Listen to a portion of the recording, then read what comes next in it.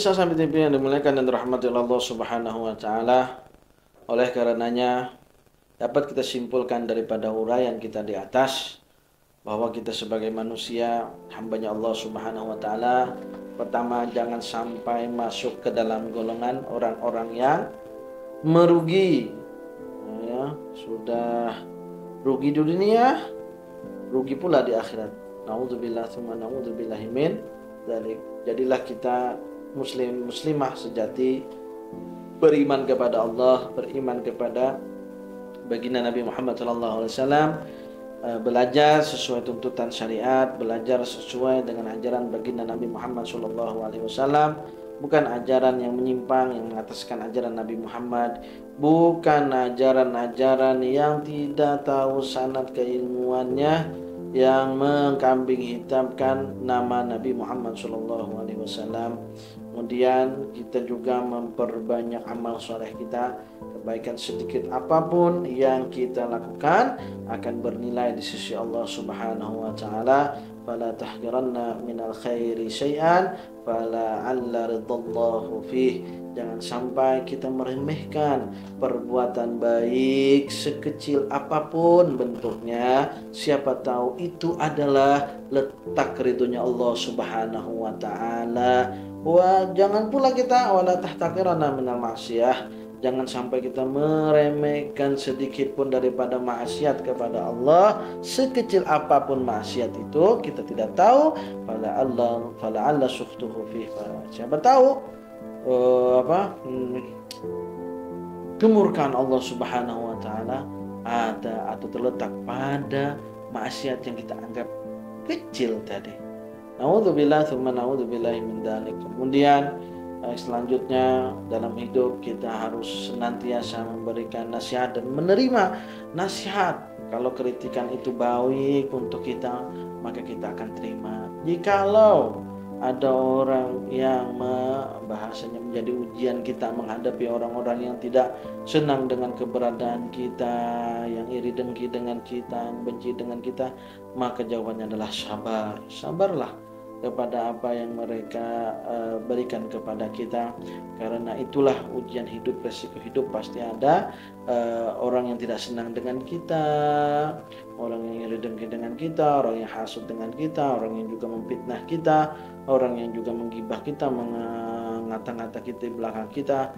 Dan ala kulli hal itu semua kalau memang betul bahasanya, kalau kita disebut orang yang sombong, maka kita introspeksi diri, apakah betul diri ini sombong? Maka tadaburlah, rubahlah sikap kita supaya tidak sombong dengan harta, dengan ilmu, dengan pangkat, dengan jabatan, atau dengan nasab, ya, status sosial kita.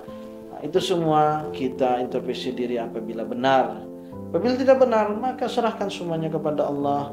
Maafkan mereka-mereka yang tidak mengetahui kondisi dan keadaan kita. Kita semua kita doakan mudah-mudahan mereka mendapatkan hidayah. Imam Hasan Al-Basri radhiyallahu taala anhu pernah punya prinsip, beliau mengatakan, tidaklah aku membalas perbuatan buruk seseorang kecuali dengan doa kebaikan buatnya, baik di dunia sampai akhirat. Jadi setiap kali ada orang yang mencaci, memfitnah, bahkan menggunjing, mengata-ngatai Imam Hasan Al-Basri, beliau selalu menjawab, hadahullah, hadakallah, Allah yahdik. Semoga Allah Subhanahu wa taala memberikan hidayah, semoga Allah Subhanahu wa taala memberikan kamu petunjuk yang baik. Itu doa yang diucapkan Imam Hasan Basri ketika ada orang yang mencaci maki beliau, memfitnah beliau dan lain semacam. Bisa kita ikutin. Kalau ada orang yang mencaci maki kita, yang memfitnah kita, kita bisa berdoa kepada Allah Subhanahu wa taala agar orang tersebut bisa mendapatkan tuntunan yang baik, hidayah daripada Allah Subhanahu wa taala. Kemudian perkara-perkara yang susah untuk kita amalkan, ya, seperti pemaaf tadi. Kita memberikan maaf kepada orang yang minta maaf kepada kita, itu sangat luar biasa sifat terpujinya di sisi Allah Subhanahu wa taala. Ingat, Allah saja Maha Pemaaf, maka apalah daya kita sebagai hamba Allah Subhanahu wa taala kalau ada hamba-hambanya yang minta maaf kepada kita, mengapa kita tidak mau untuk memberikan maaf kepada mereka? Apalagi memang berat suasana memberi maaf ketika dalam kondisi marah, ya, dalam kondisi amarah memuncak, kita dituntut untuk meminta maaf, memberikan maaf. Ya, ada orang membuat kita marah, sesungguhnya itu adalah ujian bagi kita. Ketika dia minta maaf, maka berikanlah maaf. Ya, di dalam hadis baginda Rasulullah SAW telah mengatakan, man kaffa ghadabahu kaffallahu anhu adzabah. Kama qala Rasulullah SAW, barang siapa yang yang bisa menahan amarahnya, yang mampu untuk menahan amarahnya, ketika dia marah dia mampu untuk menggenggamnya, menahannya, maka apa balasannya bagi orang-orang yang seperti ini? Balasannya sangat luar biasa. Allah Subhanahu wa ta'ala akan juga menahan azabnya nanti. Kalau dia punya salah di akhirat, Allah siap untuk mengadabnya, tapi melihat kebaikannya, suka memaafin orang lain, suka menahan amarahnya, dia tidak mau marah, maka Allah menghilangkan azab tersebut, diganti dengan rahmatnya Allah. Coba lihat Pak, coba sedikit kalau orang marah Pak. Orang marah itu cepat kerasukan setan, bisikan setan cepat ditangkapnya, sehingga apa yang banyak terjadi? Pemerkosaan, pembunuhan, dan lain sebagainya.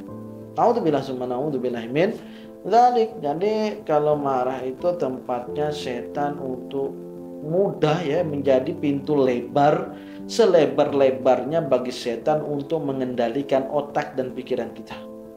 Jadi ibarat robot itu pintu kontrolnya sudah terbuka, tinggal setan masuk, kemudian dia yang kerjain badan kita. Sehingga apa terjadi? Ya, dalam kondisi marah tiba-tiba ada yang membunuh orang lain.